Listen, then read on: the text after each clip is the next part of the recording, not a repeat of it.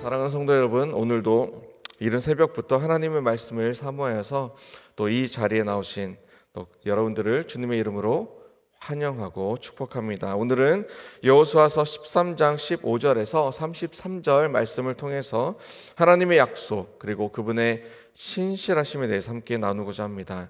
오늘 본문은 여호수아서에서 무려 8장이나 되는 긴 분량을 차지하고 있는 땅 분배의 이야기의 시작 부분입니다.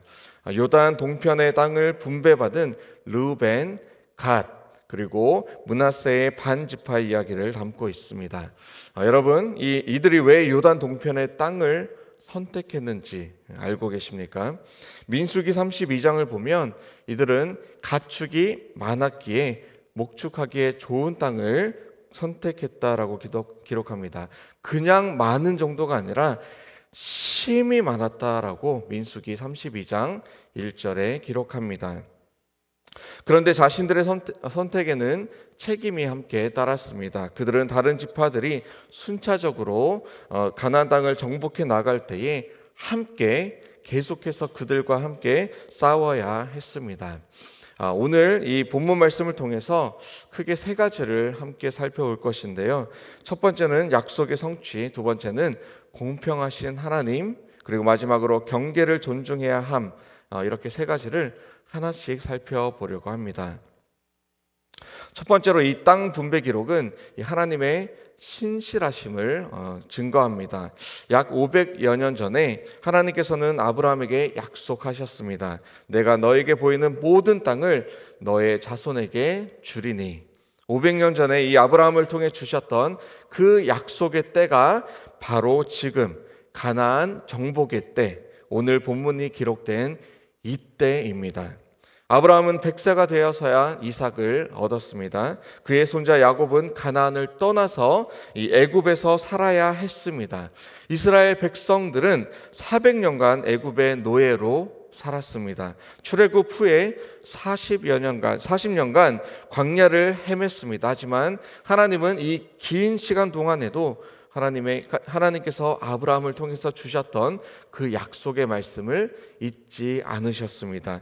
요셉의 경우를 우리가 기억합니다. 그가 17세에 받은 꿈이 이 총리가 되어 이루어지기까지 13년이 걸렸습니다. 그동안 그는 노예가 되었고 감옥에도 갇혔습니다. 하지만 하나님은 그 모든 과정을 통해서 하나님의 약속을 이루어 가셨습니다. 내 기준에 당장 이루어지지 않는 어떤 것이 있습니까? 하나님의 시간 속에서 하나님께서 분명히 이루실 것을 믿고 나아가시기를 바랍니다. 제가 얼마 전에 대화를 나누었던 한 집사님은 어머니의 구원에 대해서 평생을 기도했습니다. 절대로 복음 메시지를 받아들이지 않을 것 같았다고 합니다. 귀를 닫고 마음을 닫고 지냈던 분위기에 혹시 하나님께서 택하지 않으셨으면 어떡하나 그런 생각이 들 정도였다라고 합니다. 그런데 하나님께서는 놀랍게도 이 어머님이 미국을 방문하신 짧은 기간 동안 정말 특별한 방법으로 어머니 마음을 준비시켜 주셨고 또 절대 나오지 않을 것 같았던 이 주일 예배에 참석하셨으며 예배 후에 담임 목사님과의 짧은 대화와 이후에 이어진 이 영접 기도 듣고 따라 하시고 심지어 지금 한국에서도 열심으로 교회에 출석하시며 믿음의 생활을 하고 계신다라고 들을 때에는 제 눈에도 눈물이 핑 돌았습니다. 주 예수를 믿으라 그리하면 너와 내 집이 구원을 얻으리라. 사도행전 16장 31절의 말씀이 오늘날에도 역사하고 있는 것이죠. 하나님의 약속은 때로는 이 500년 또 때로는 40년 때로는 13년 한 분의 평생, 그 기간은 우리가 정확히 알 수 없지만 하나님의 약속은 반드시 이루어짐을 믿고 그렇게 기도하며 주 앞에 나아가시는 저와 여러분들 되시기를 주님의 이름으로 축원합니다. 둘째로 하나님은 공평하신 분이십니다. 본문을 보면 특이한 점이 있습니다. 모든 지파의 땅 분배가 그들의 가족을 따라서 이루어졌다라는 것입니다. 15절 또 24절, 29절을 보시면 이 표현이 계속해서 반복이 됩니다. 가족의 수를 따라 분배가 이루어졌다. 이것은 마치 우리가 우리의 자녀들을 대할 때와도 같습니다. 저는 새아이의 아버지입니다. 큰아이는 농구를 아주 좋아합니다. 둘째는 노래를 좋아하고요. 또 막내는 체조를 좋아합니다. 부모로서 저는 똑같은 것을 사놓고 똑같은 것을 주는 것이 아니라 각자에게 필요한 것을 채워주려고 합니다. 농구공이 다르면 기억했다가 생일 때에 농구공을 첫째에게 줍니다. 노래를 좋아하니 둘째는 노래를 할 수 있는 환경과 여건을 제가 최대한 열어주려고 노력합니다.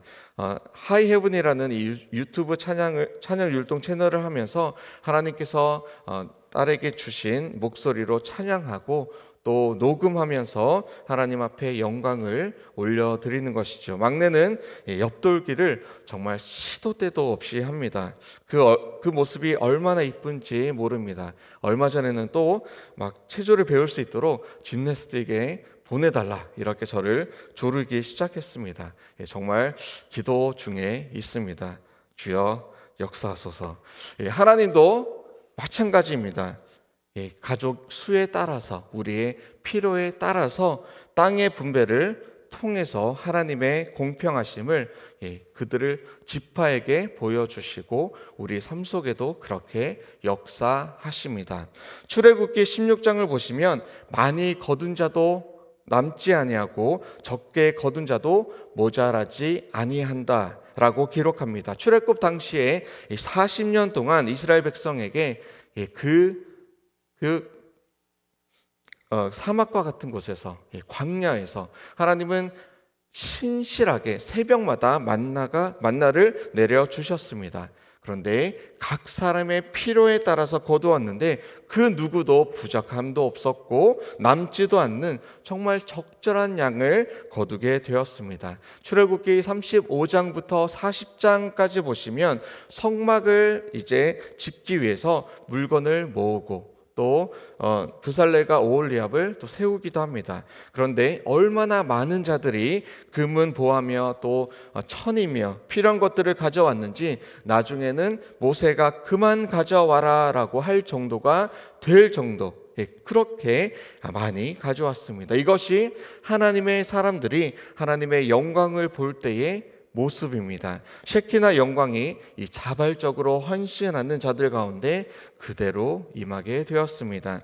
오순절 강림, 성령 강림 후에 초대교회도 마찬가지였습니다. 사도행전 4장을 보시면 그들은 모든 물건을 서로 통용하고 각 사람의 필요에 따라 서로 나누었습니다. 이것이 하나님의 방식인 것이죠. 오늘날의 만나가 무엇일까 생각해 보면 바로 성도님들의 11조를 비롯한 이 헌금이 아닐까 생각을 합니다. 자발적으로 하나님의 말씀을 따라 하나님께서 베풀어 주신 그 은혜에 감사한 마음으로 드리는 이 자발적인 헌금이 모여서 우리 교회를 통해서 말씀에 기록된 여러 가지 사역들을 이루어 가는 것이죠. 말씀을 가르치는 자들, 이 teaching elders, 그 목사를 세워서 말씀을 전하게 합니다. 선교사들을 후원하면서 땅 끝까지 이르러 내 증인이 되리라 라는 그 삶에 직간접적으로 우리가 함께 동참하고 있습니다. 전도와 구제를 하면서 또 자녀들을 부지런히 가르치면서 함께 마음을 모아서 드린 저와 여러분들의 이 헌금을 통해서 오늘도 이 말씀의 사역이, 선교 사역이, 전도와 구제 사역이, 또 교육과 다음 세대를 세우는 이 귀한 사역이, 그 외에도 수많은 사역들이 오늘 이루어지고 있는 것이죠. 하나님의 공평하심이 이루어지는데 저와 여러분들이 이렇게 함께 사용되고 있음을 하나님 앞에 감사하셨으면 좋겠습니다. 그리고 저와 여러분들의 헌신이 또한 반드시 필요한 것입니다. 나에게 허락하신 하나님의 은혜를 기억하시면서 교회를 통하여 남지도 그렇다라고 부족하지도 않는 필요를 따라 함께 나누는 우리 퀸즈 한인교회 다 되시기를 주님의 이름으로 축원합니다. 공평하신 하나님을 꼭 우리 모든 귀한 성도님들을 통해서 그렇게 공평하신 하나님의 성품이 흘러 넘치기를 주님의 이름으로 축원합니다. 한 가지 더, 하나님은 각 지파에게 정확한 명확한 경계를 지정해 주셨습니다. 이는 이 서로의 영역을 존중하라라는 가르침입니다. 23절을 보시면 르우벤 자손의 서쪽 경계는 요단과 그 강가라라고 정확히 명시되어 있습니다. 솔로몬의 지혜로운 판결을 기억하십니까? 이 한 아기를 두고 다투는 두 여인의 사건에서 이 진정한 어머니는 자신의 욕심을 내려놓고 아이의 생명을 선택했습니다. 생명을 사랑하시는 이 하나님의 경계.